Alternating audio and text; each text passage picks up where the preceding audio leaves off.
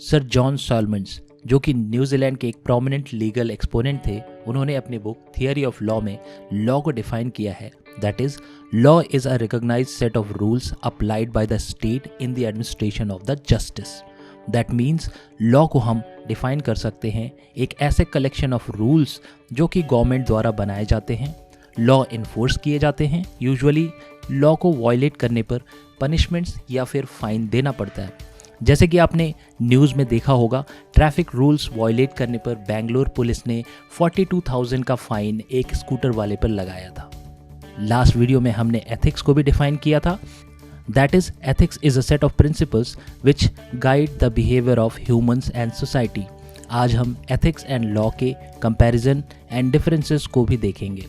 दोनों ही सोसाइटी के लिए गाइडिंग लाइट का काम करते हैं। लॉ के कई सोर्सेज हो सकते हैं, जैसे कि कॉन्स्टिट्यूशन, जो कि फंडामेंटल लॉ ऑफ लैंड है।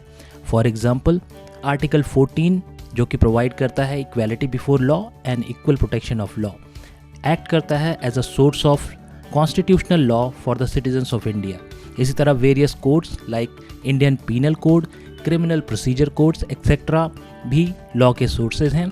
Apart from this, executive rules and regulations sometime act as a temporary law, यानी कि अगर दिल्ली गवर्नमेंट ने ऑड इवन का रूल निकाला है तो उसको भी हम एक पोल्यूशन कंट्रोल के लिए ऑड इवन कार्स का टेम्पररी लॉ कंसिडर कर सकते हैं। वहीं on the other hand, source of ethics includes personal and social morality, जैसे कि एक ऑनेस्ट पर्सन का कैरेक्टर एक उसकी पर्सनल मोरालिटी से फ्लो करता है। सिमिलरली, दूसरा सोर्स रिलीजियस स्क्रिप्चर है, यानी कि ethics can be source from religious scriptures like Bible, जहाँ पे 10 कमांडमेंट्स में से एक कमांडमेंट कहती है दाउ शैल नॉट स्टील, यानी कि आपको चोरी नहीं करनी चाहिए। इसी तरह रिलीजन्स लाइक बुद्धिज्म, जैनिज्म, जो अहिंसा में बिलीव करते हैं, that is non violence is a core principle of religion like Jainism. Law of the land, for example, Environment Protection Act 1986 also acts as a source of some ethical values. That is, it gives the power to the authorities to make searches, to provide for penal actions and to punish the acts of the company. That means laws अगर environment के protection के लिए enforce किए जाते हैं तो वो भी एक source of ethical treatment of people and the species in this environment act करते हैं। सिमिलरली, वैल्यूज़ एंड कल्चर, आपने देखा होगा Indian culture respect for others and peaceful coexistence में बिलीव करती है। That is, these are the essential components of our Indian culture. हम देख सकते हैं ethical principles are abstract and non-enforceable. On the other hand, laws are defined, written and enforceable. अगर कानून है तो वो लिखा जाएगा, उसको इन्फोर्स भी एक अथॉरिटी करेगी, यानी कि गवर्नमेंट, एंड उसके बाद अगर उसको कोई वायलेट करता है तो वो पनिश भी किया जाएगा।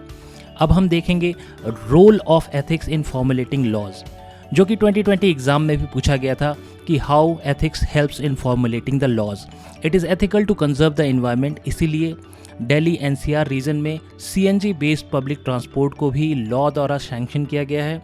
दूसरा एग्जांपल हम ले सकते हैं, that is ambulance, fire brigade या ऐसे स्पेशल व्हीकल्स जिनको ट्रैफिक रूल्स में स्पेशल कंसेशंस हैं। That is, they do not necessarily have to obey the motor vehicle acts 1988, उनको section 138 of motor vehicle acts में एग्जम्पशंस दिए गए हैं, that is not to follow the conventional traffic rules. यहाँ पे एक एथिकल वैल्यू है, that is ambulance is having some urgency और उसको जल्दी से अपने डेस्टिनेशन पे पहुंचना है, so the concession in the law has been made.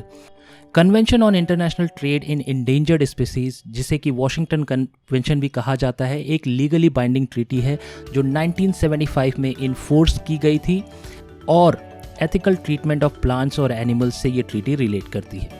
तो हम देख सकते हैं यहाँ पे कई एग्जांपल्स हैं, जैसे कि दिल्ली एनसीआर में सीएनजी व्हीकल्स का लीगल प्रोविजन। दूसरा एग्जांपल हमने लिया special concession for ambulance and fire brigade.